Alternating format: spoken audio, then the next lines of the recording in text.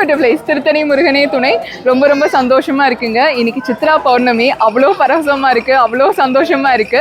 அதுவும் நம்ம ஐயன் திருத்தணி கோவில்ல இருக்கிறது, அவரோட அபிஷேகத்தை பார்க்கறது, அவரோட முகத்தை பார்க்கறது. இன்னொன்று சொல்லட்டுமா, இன்னைக்கு ஆர்த்தி காமிக்கும் போது அவ்வளோ சந்தோஷமா இருந்தது. ஏன்னா அவரோட முகம் ரொம்ப சிரிச்சு இருந்தது, அவ்வளோ கலையா இருந்தது. எப்பவுமே பயங்கர கலையா இருப்பாரு, இன்னைக்கு கூடுதல் அழகா இருந்தாரு. நான் வந்து ஐயன் கிட்ட கேட்டேன், என்ன சுவாமி இன்னைக்கு கூடுதல் அழகா இருக்கீங்க அப்படின்னு கேட்டோன்னா அவர் சொன்னாரு, இன்னைக்கு சித்ரா பௌர்ணமி இல்லடி கண்ணு, அதனால ரொம்ப ரொம்ப எனக்கு சந்தோஷமா இருக்கு. நான் எல்லாருக்குமே நிறைய நல்ல விஷயம் பண்ண போறேன் அப்படின்னு சொன்னாரு. உங்களுக்கு எல்லா நல்ல விஷயமும் நடக்கட்டும். சரி, எதனால சித்ரா பௌர்ணமி அப்படின்னு வந்ததுன்னு கேட்டீங்கன்னா, நம்மளோட யம தர்மர் இருக்காருங்க இல்லையா, அவரோட பிஏ, அவர் வந்து பாவ புண்ணிய கணக்கெல்லாம் எழுதிக்கிட்டே இருப்பாரு.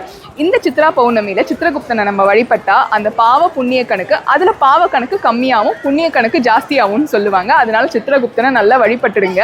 நான் சித்திரகுப்தனை மனசார வழிபட்டுட்டேன். அப்படி நவுந்து வந்து இப்படி பார்த்தோன்னா நம்ம முருகன் தான் அப்படி கண்ணுக்கு தெரிஞ்சாரு. ஏன்னா நம்ம ஐயனை நம்ம வழிபட்டாதானே, சித்திரகுப்தன் யாரை வழிபட்டாலும் சர்வ லோகத்தையும் ஆள்ற நம்மளோட குகன் ஐயன் முருகன், அவரை வழிபட்டா எல்லாமே நிறைய நல்ல விஷயங்கள் நடக்கும் இல்லையா? அந்த மாதிரி அவரை வழிபட்டுட்டேன். உங்களுக்காகவும் வேண்டிக்கிட்டேன். உங்கள் எல்லாம் நிறைய நல்ல விஷயம் சூப்பராக நடக்கட்டும்ங்க. இந்த நாள் இனிய நாளாக உங்களுக்கு இருக்கட்டும்.